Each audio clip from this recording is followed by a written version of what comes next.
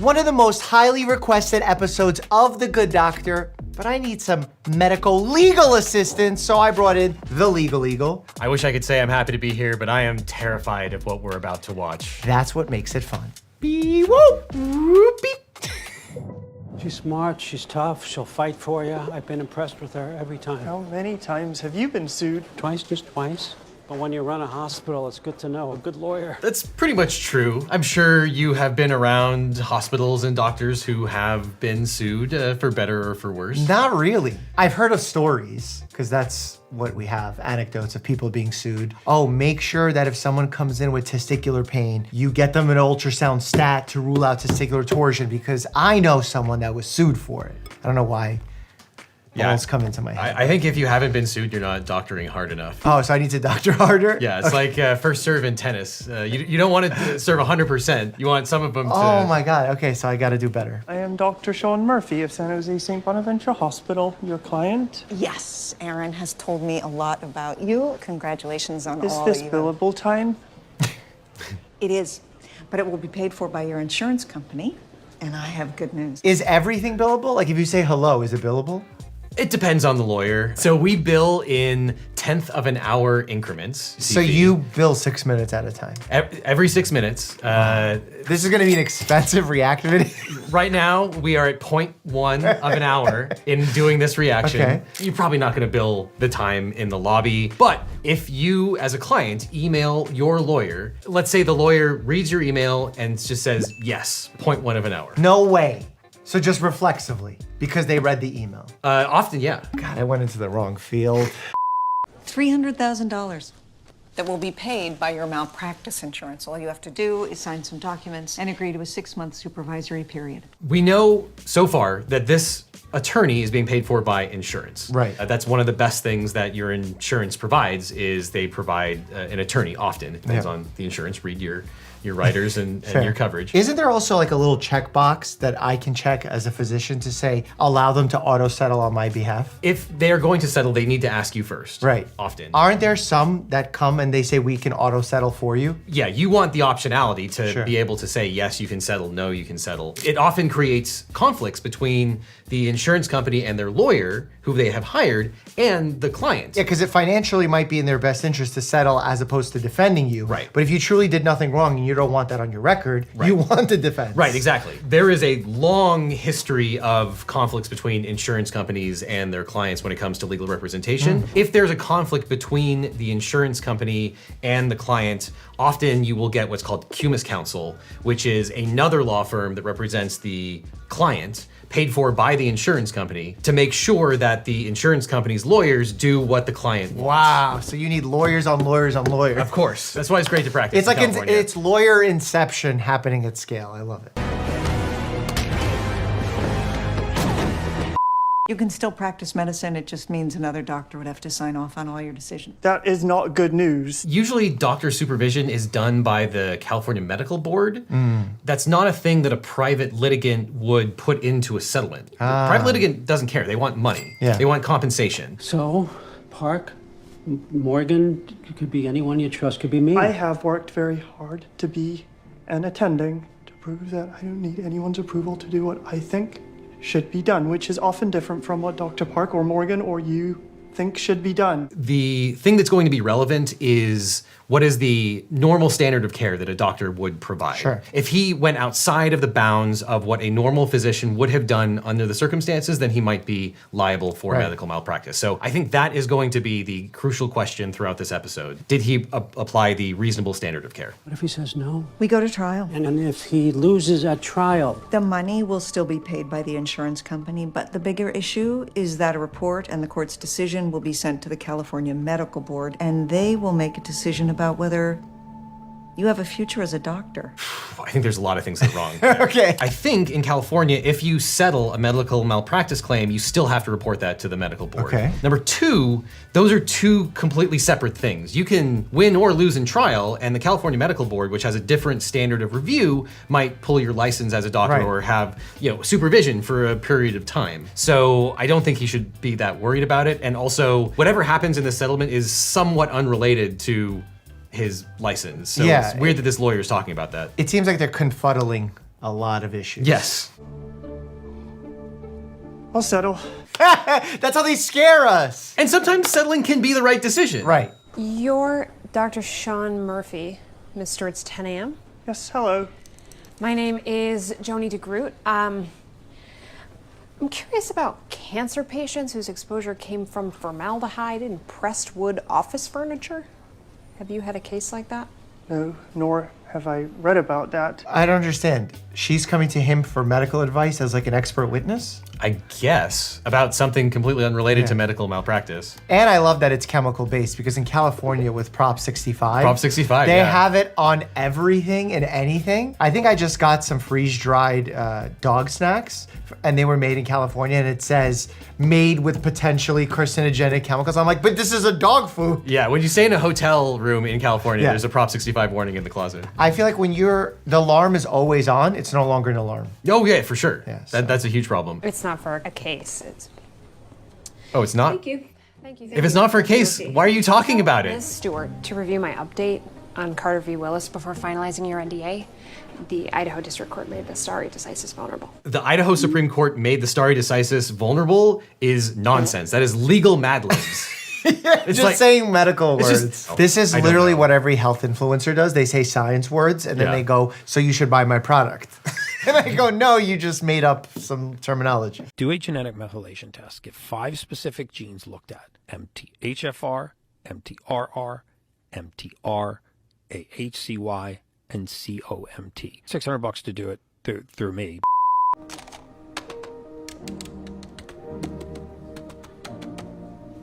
Are you working on my case?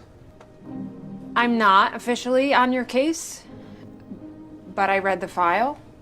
It was amazing how you created arterial clamps out of pieces of an aluminum can. Yes. Why is everything covered in plastic? Okay? Can you make arterial clamps out of an aluminum can? I mean, it's like, can you create a shovel out of a metal stool? I guess you can, but like, what does that have to do with anything? You're getting ready to paint. I thought it was because of your obsessive compulsive disorder. We don't like making diagnoses from just observing one moment in a patient's life. Certain individuals will have different actions, thoughts, behaviors in different scenarios. I could see why he jumped to that conclusion. There was some repetitive motions that she was doing, which could be a sign that she has some compulsions, but you need to see more and ask more and have a conversation for longer than 3 seconds. Did you choose this instead of sharing an office? It's not a closet, it's an It's office. very small, even smaller than my closet.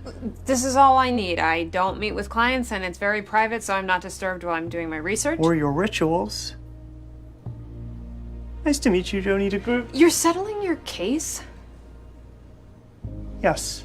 Are random lawyers in a law firm allowed to look at your case, or is there some kind of HIPAA version for lawyers? There's nothing that would officially prohibit it. Once the law firm has taken a case, generally speaking, all of those lawyers are bound by the same sort of ethical obligations and responsibilities. It's just not something that would really happen in real life because, you know, we don't have time to So just do random haphazardly stuff. look at other Yeah, stuff. yeah. Your settlement includes a supervisory period. Yes, 6 months. Doesn't seem right, does it? Well, you're the lawyer. You tell him. You should be punished for saving a man's life. But he's not being punished. It's potentially compensation for someone that had something terrible happen to them. Right. Joni, I'm with a client. No, she is. Joni is my lawyer now. She will be representing me at trial. But you don't even know if you're going to trial. What experience does she have? Trial might happen in 5 years from now. The California courts are incredibly backed up. They're not going to trial tomorrow. The night of the accident, you were coming from where? I was giving Sean a lift home. We had grabbed dinner together after work. Did either of you have alcohol with dinner? I had a beer, and Sean didn't. Joni, Because of the success of this show, I think what they were trying to do was create a lawyer spin-off where she had OCD and she was going to be the Dr. Murphy equivalent, Oh, but wow. in law. OCD is a pretty broad spectrum condition, so people will experience it differently. Generally speaking, OCD means someone has obsession, so repetitive thoughts, urges, wanting to perform a specific task, and then that task becomes the compulsion. And if you don't do those things, there's some kind of fear, usually irrational irrational of something bad happening, major anxiety happening, perhaps a panic disorder. There's some people who don't actually have insight while having OCD, meaning that they're not aware that this is an irrational condition. And that is oftentimes confused with psychosis, which it's not, and it needs to be really carefully teased out, which is, I don't know how he's doing in a matter of seconds by just chatting with her, so. Yeah. Tap 3 times or bad things will happen. Your shift that day, how long was it? Did you or Dr. Murphy have any difficult surgeries? Well, nothing unusual. I had an appendectomy, 22-year-old patient, no issues. Tap 3 times or bad things will happen. Her having that thought in her mind is the obsession portion of OCD. Pervasive, obsessive, constantly repetitive thought of something bad happening is pretty hallmark of an obsession. And not everyone who has OCD necessarily has obsessions and compulsions. Some may just have obsessions. Joni, I'm sure you have more questions for Dr. Park.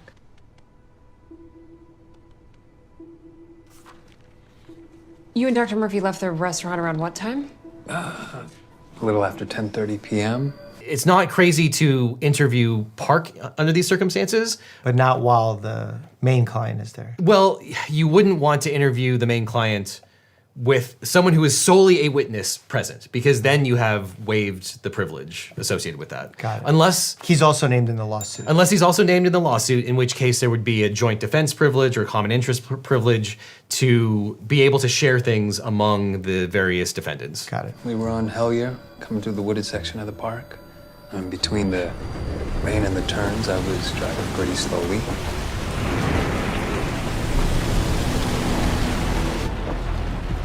Good thing, there was a car in the road.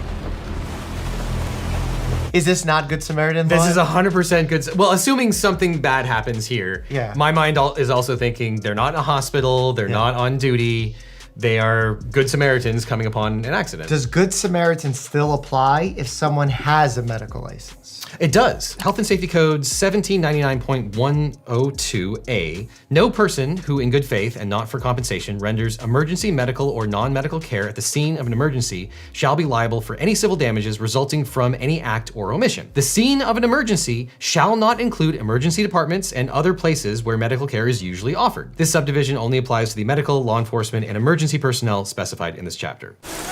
I'm a doctor. My name is Alex Park. I need to examine. Where's I need you to hold still. Scalp laceration.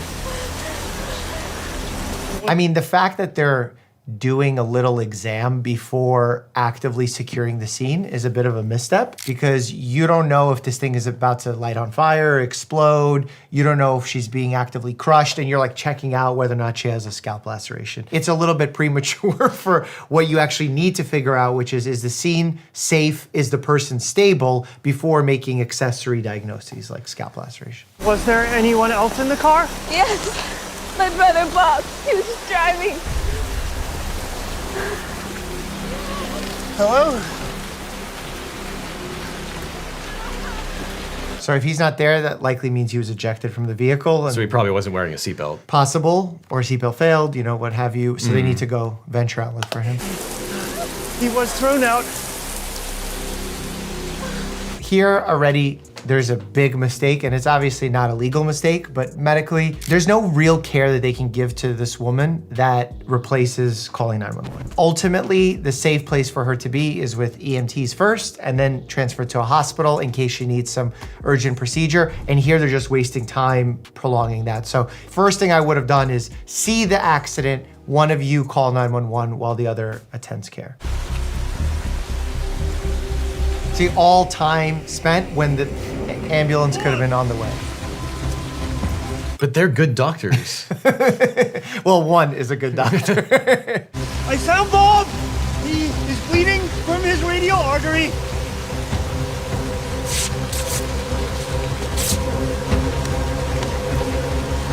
Well, what is the radial artery? Artery that supplies the radial portion of the arm. It's not the brachial artery where brachial artery is losing blood in 30 seconds, you're gone. Aha. Yeah, so it's not that bad, but it's bad.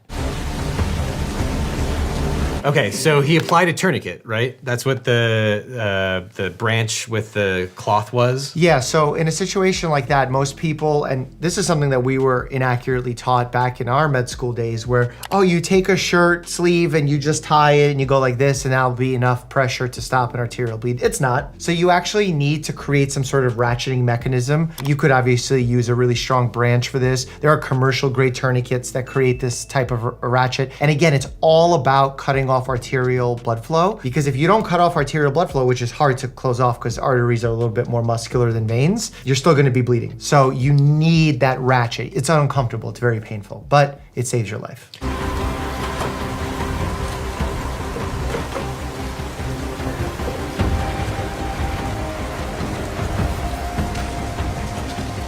Okay, Bob. Where did he get that board from? I don't know. This is actually something that I've gotten wrong before. In one of the reactions, I was talking about using a backboard for stabilizing a patient. Now we're trying to decrease the use of backboards in our EMT care or pre-hospital care because we found that they can potentially increase some rates of hospital-based injury from people laying on them too long, getting pressure ulcers. The immobilization can cause other issues in the body. C-spine collars and immobilizing the cervical spine through a collar is doable, but a backboard is not necessarily mandatory in every single case. Where'd he get the rope from? I don't know. That's wrong. So not only did he move this person who's completely immobilized, put him on a board, but then he had to lift him and the board up to get this rope around. Somehow is super strong as well. A Yeah, lot of this guy's like superpowers. 200 pounds, it looks like. Wait, what? You didn't bring him that way. How would you know? Yes, I did. No, you didn't. Oh, is this like a scene recreation? Well, or it's like magical realism where okay. they're imagining in their mind's eye. Okay. You couldn't have. There was a log there. How does she know about the log? How do you know about the log? Is she telepathic too? Oh, she has seen photographs. You're telling me that from a still photograph, she's able to say, no, you didn't actually. yeah, exactly. Most people's brains prioritize details, weed out what seems unimportant. My brain doesn't. Why does it matter what route Sean took out of the woods? The case It is matters, because if that way was blocked, I must have taken him this way.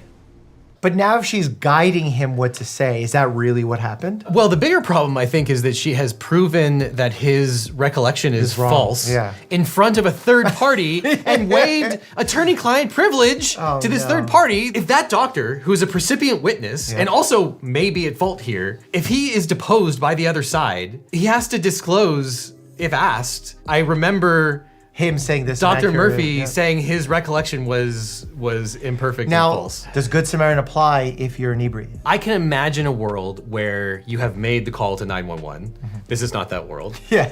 But let's imagine that he's waiting. He sees that there's massive bleeding, he puts a tourniquet and on. there's no pulse or something. That really seconds matter. Yeah. And yes, he is above the limit, but he would testify that he is able to, under those circumstances, render reasonable care. I could buy that argument. I would have had to angle the spinal board, which could have caused neurological injury, which could mean my neuro exam was off, which could mean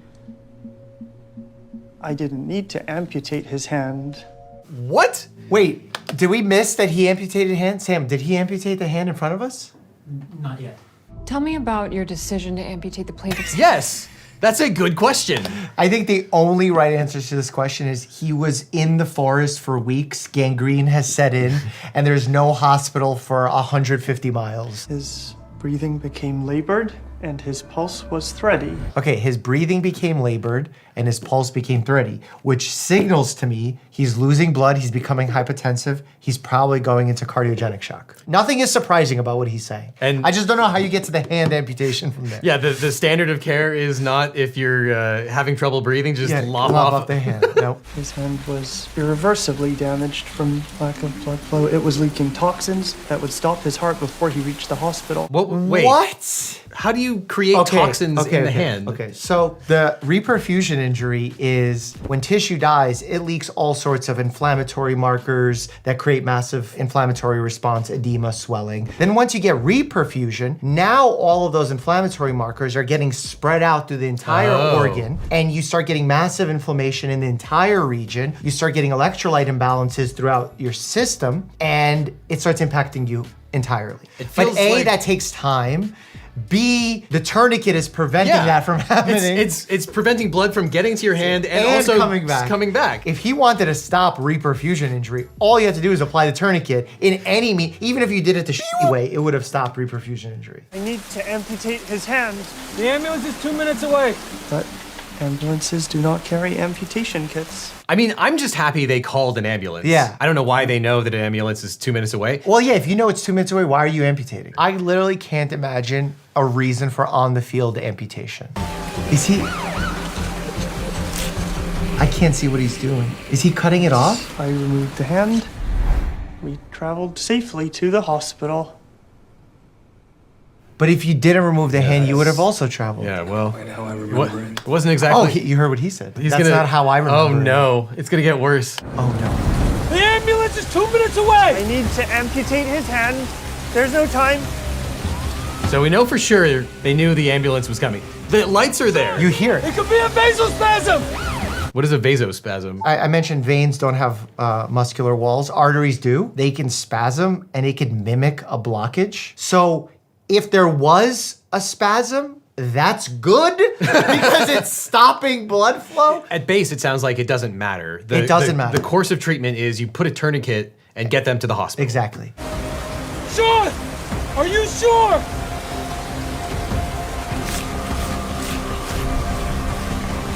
This is What it. is- Gnawing away. He has to settle. The fact that he only is settling for $300,000 for doing this ridiculous thing is wild. He should count his lucky stars. Look, and I'm not saying that amputation would have ultimately been the outcome. It's possible that could have happened. When they got to the hospital, they could have said, based on the amount of blood loss, based on the fact that the tourniquet was on too long, the arm is not salvageable, we need to amputate. Could be totally reasonable. Yeah. But doing it in the field? You have to talk him into accepting the settlement. No, it doesn't change the underlying merits. It changes the testimony. It changes our testimony. Changes the merits too. Yeah. I don't think any layperson would think, oh, we need to do a field amputation when there's a tourniquet on. It makes no sense. His view of the accident is almost exactly what their expert. What are you doing? I'll talk to Dr. Park and counsel No, him. I mean to my books. I straighten one? Or two? Listen to me.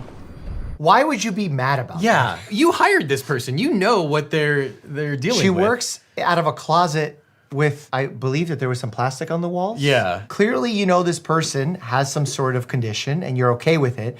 And she did the most benign thing ever, like move a book. Yeah. Taking this case to trial with that client and you as counsel is Fix this or bad things will happen. a terrible idea. You cannot win a case if the jury doesn't like you. Jury doesn't like you. Fix this or bad things will happen.